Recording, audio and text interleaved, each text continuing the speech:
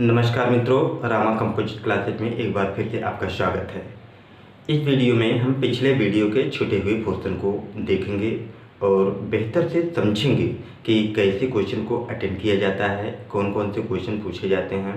आपको बता दूं, मैं जितने भी वीडियो बनाता हूं पिछले एग्जाम में यानी प्रतियोगी परीक्षाओं में पूछे गए प्रश्नों का संकलन होता है, जिसको हम बहुत ही अच्छे ढंग से अगर पढ़ लेंगे तो अन्य भर्ती परीक्षाओं को हम लोग आसानी से क्रैक कर सकते हैं। क्रैक करने का एक आसान तरीका यही है कि पहले पिछले जितने भी कॉम्पिटिटिव एग्ज़ाम हुए हैं, ये नहीं कि जो एग्ज़ाम आपको देना है उसी पेपर को नहीं देखना है, बल्कि अन्य प्रतियोगी परीक्षाओं में जो भी क्वेश्चन पूछे गए हैं इस टॉपिक से सभी के क्वेश्चन को देख लेना है। तो इसलिए जितनी भी प्रतियोगी परीक्षाएं होती हैं उनसे हम क्वेश्चन का कलेक्शन करते हैं, इसके बाद एक एक क्वेश्चन करके यहाँ लिखते हैं और आपको बताते हैं। तो देखिए, पिछले वीडियो का बचा हुआ कुछ अंक इस तरह से है। देखिए, यहाँ पे है तरंग दैर्घ्य का मात्रक या मापन एंगस्ट्रॉम में किया जाता है। तरंग दैर्घ्य का मापन एंगस्ट्रॉम में किया जाता है। अब हम समझते हैं कि तरंग दैर्घ्य होता क्या है। मान लीजिए कि कोई तालाब है, तालाब होता है, अगर उसका पानी बिल्कुल शांत है तो बिल्कुल उसका लेवल एक जैसा दिखेगा। अगर उसमें आप एक कंकड़ मारते हैं, जैसे मान लीजिए कि ये तालाब है, यही तालाब का पानी बिल्कुल शांत है, अगर इसमें आप एक पत्थर फेंकते हैं तो तालाब का पानी ऐसे ऐसे होने लगेगा, इस तरह से। जब तालाब का पानी इस तरह से होने लगेगा तो ये जो ऊपर उठा हुआ भाग है इसे बोलते हैं श्रिंग, इसे बोलते हैं श्रिंग, और नीचे का भाग गर्त बोलते हैं। ये देखिए, जब तालाब में आप कंकड़ फेंकेंगे तो पानी कुछ इस तरह से ऐसे ऐसे करके चलने लगेगा। तो ऊपर वाले भाग को श्रिंग बोलते हैं, नीचे वाले भाग को गर्त बोलते हैं। तो यहाँ पे श्रिंग होगा, यहाँ पे भी श्रिंग होगा, यहाँ पे भी होगा, यहाँ पे। तो दो श्रिंगों के बीच की दूरी जो होती है इसी को कहते हैं हम लोग तरंग दैर्घ्य, इसी को कहते हैं तरंग दैर्घ्य। तो तरंग दैर्घ्य इसका मतलब ये दूरी को माप रहे हैं, तो एंगस्ट्रॉम से हम लोग दूरी को मापते हैं। समझिए, एंगस्ट्रॉम तो दूरी का मात्रक है, लेकिन कैसे मापा जाता है किसको?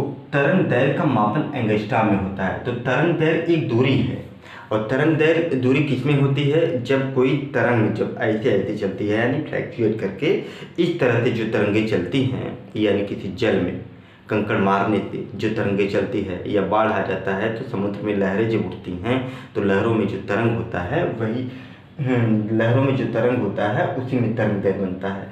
तो तरंग दैर्घ्य को मापने के लिए एंगस्ट्रॉम इकाई का प्रयोग किया जाता है। आगे देखते हैं, दाब का एसआई मात्रक पास्कल होता है। दाब का एसआई मात्रक पास्कल होता है। वैसे क्या होता है हम लोग पहले देखने की कोशिश करें। दाब ये है दाब, हम लोग जानते हैं दाब बराबर बल बटे क्षेत्रफल। दाब को हम लोग फोर्स से, दाब को हम लोग प्रेशर पी से डिनोट करते हैं। देखिए, पी से पावर को भी यानी शक्ति को भी डिनोट करते हैं, लेकिन यहाँ पे पी से प्रेशर है। दाब पी बराबर होता है दाब F अपान ए, F अपान ए। F जो क्या? बल बटे क्षेत्रफल। दाब बराबर बल बटे क्षेत्रफल। अब देखिए, बल का मात्रक हम लोगों ने पढ़ा था न्यूटन, बल का मात्रक न्यूटन, और क्षेत्रफल का मात्रक होता है metre square, metre square, metre square. इस तरह से हम लोग कहेंगे न्यूटन मीटर या न्यूटन, ऐसे प्रति लिख देते हैं। प्रति का मतलब बटे, न्यूटन प्रति मीटर स्क्वायर। ये हो गया दाब का असिला मात्रक। MKS पद्धति में दाब का मात्रक होता है न्यूटन पर मीटर स्क्वायर। अब इसी को न्यूटन पर मीटर स्क्वायर को हम लोग SI सिस्टम यानी सिस्टम ऑफ इंटरनेशनल में हम लोग इसको कहते हैं पास्कल, पास्कल। तो दाब का मात्रक होता है पास्कल। पास्कल जो है, एक पास्कल नामक वैज्ञानिक थे, उन्हीं के नाम पे दाब का मात्रक पास्कल बना है। अब आगे हम लोग देखते हैं